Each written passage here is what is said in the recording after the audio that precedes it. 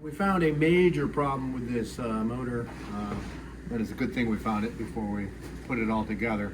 There's a problem with the seal rings, and probably most of you don't know. On a two-stroke, each cylinder runs independently. They have to be sealed.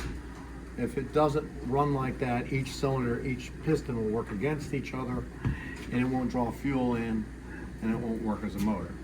So you have seal rings that go around the crank like this, and they go into corresponding webbing. And here, there's another half that goes on here.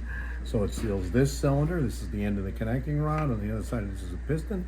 So when that goes down, it draws the fuel in. When it comes back, it pressurizes the fuel-air mixture inside the crankcase, which will be sealed or covered.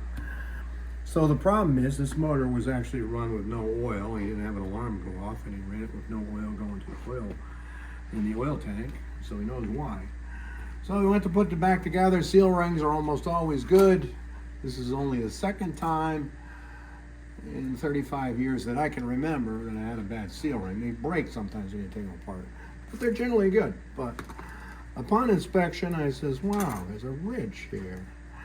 And it looks machined, because it basically is, but it's machined by the process of that rotating and actually cut a groove in there.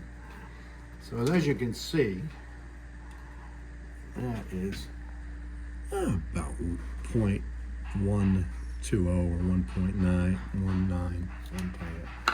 Because there's a step. I don't know if you can see it in the video, so I've got a good one here.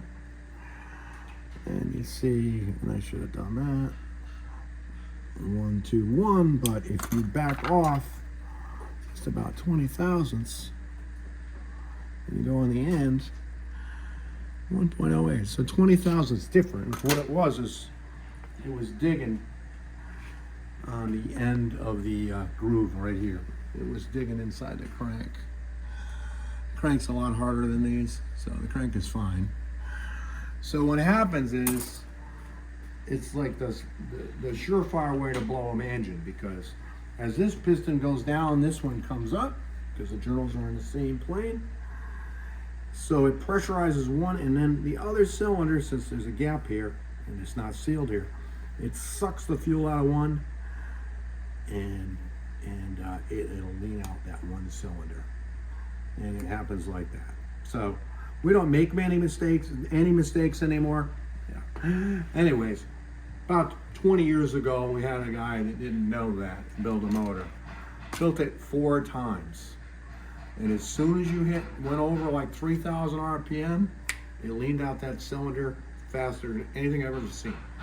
So in other words, you idle, give it gas, the motor would get up on plane, lose power, start to actually knock because the piston's pulling apart.